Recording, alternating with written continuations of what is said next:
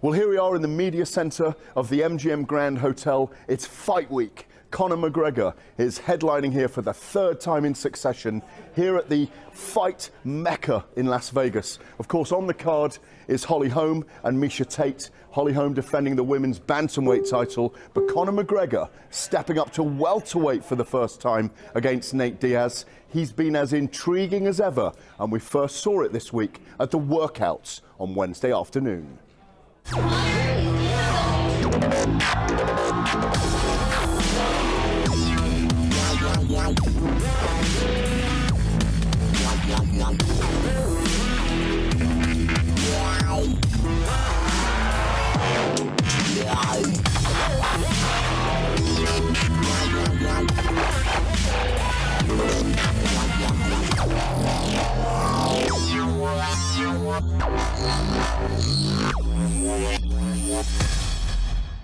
We caught up with Dan Hardy, who gave us his verdict on what Nate Diaz will bring to this fight and the challenges for Conor McGregor.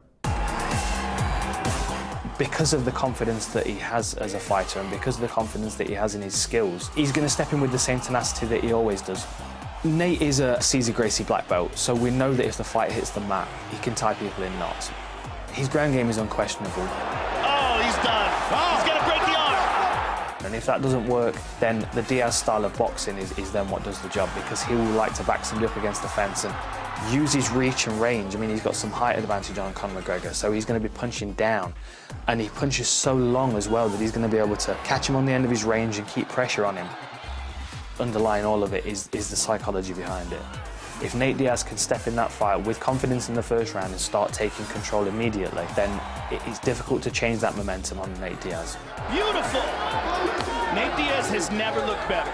It's a great opportunity for Nate Diaz. It's a great opportunity to step in and upset the apple cart. And the reality is, if Nate Diaz wins, half of what Conor McGregor has been planning on this year is out the window. He's not going to get that shot at the lightweight title immediately. It wouldn't make sense.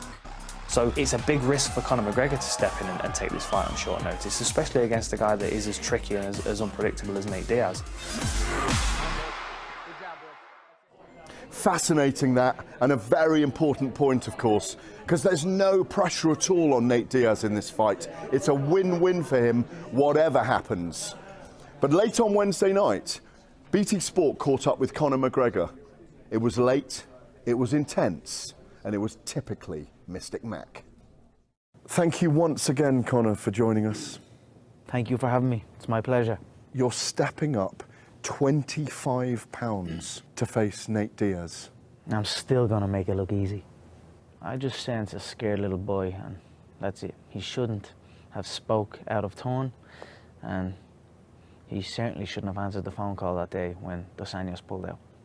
What happens when this klaxon sounds on Saturday night in the MGM Grand Garden Arena? I'm gonna come out the gate fast, very, very fast. I'm gonna push and press and spin and wing shots past Nate's head or into Nate's head as fast as quicker than he can blink. So I will set the tone for the unorthodox very, very early.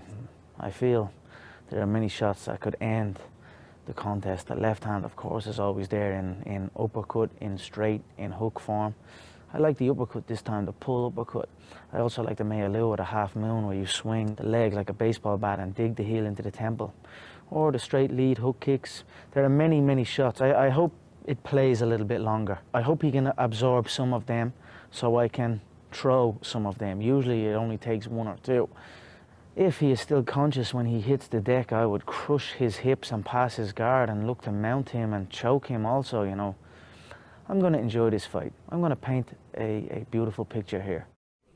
You know, the fascinating thing about being close, up and personal with Conor McGregor is that there is not a chink in his armour. We saw that at the press conference on Thursday, where verbally he decided he was going to annihilate Nate Diaz. You knocked out midgets. I'm a lion in there, and I'm going to eat you alive. Your little gazelle friends are going to be staring through the cage, looking at your carcass getting eaten alive, and they can do nothing. All they're going to do is say, we're never going to cross this river again. Where's your boxing? Who do you train with? You're playing touch butt with that dork in the park, the ponytail. I'm the one who ain't got no training partner? I don't think so. You seem to have it all figured out when you're fighting midgets. Now he's at the top of his cherry and he's going to make his first million here, so be grateful for this opportunity that I'm giving him. You should be thankful too. You got a bigger check now than fighting Dos Anjos. Been a little penny check with that. My check, don't talk about money, you're broke. But all I want is a thank you, or even a little dance. You're welcome. Even a little dance. Dance for me, Nate. Dance for me. And don't look me in the eye when you dance.